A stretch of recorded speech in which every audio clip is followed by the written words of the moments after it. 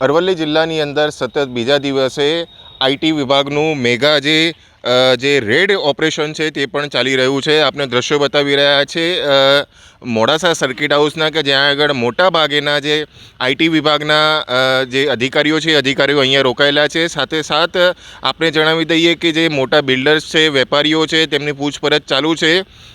3 જેટલા જે બેન્કો છે, બેન્કોના 10 જેટલા ખાતાઓ છે એ પણ સીઝ કરવામાં આવ્યા હોવાના સમાચાર છે. સાથોસાથ લોકોની અંદર ચર્ચાઓ જામી રહી છે કે કોઈક ડૉક્ટરના ત્યાંથી સોનાની લગડીઓ મળી છે, તો કોઈક વેપારીના ત્યાંથી જે રોકડ છે એ રોકડ થઈ છે. પરંતુ આઈટી વિભાગનું હજુ સુધી કોઈ પણ આધિકારિક જે નિવેદન છે તે પણ સામે આવ્યું નથી. પરંતુ હજુ પણ સતત બીજા દિવસે આઈટી વિભાગના અરવલ્લી જિલ્લાની અંદર ધામા છે અને તેના જ કારણે જે વેપારીઓ છે, જે બિલ્ડર્સો છે કે જેમના ત્યાં આગળ હજુ રેડ નથી પડી, પરંતુ રેડની તેમને જાણ થઈ છે, તેઓ ભૂગર્ભની અંદર ઉતરી ગયા છે અને મોડાસાના મેઘરજની અંદર જે વેપારીઓ છે એ વેપારીઓને ત્યાં હજુ પણ સતત પૂછપરછ ચાલુ રાખી છે. અને જે પૂછપરછ દરમિયાન પણ અમુક તથ્યો સામે આવે તેવી પણ શંકાઓ કુશંકાઓ વર્તાઈ રહી છે. સાથોસાથ આગામી સમયની અંદર આ જે મેગા રેડ અરવલ્લી જિલ્લાના ઇતિહાસમાં સૌથી પહેલી વખત જે કરવામાં આવી છે તેના પડઘા આગામી સમયમાં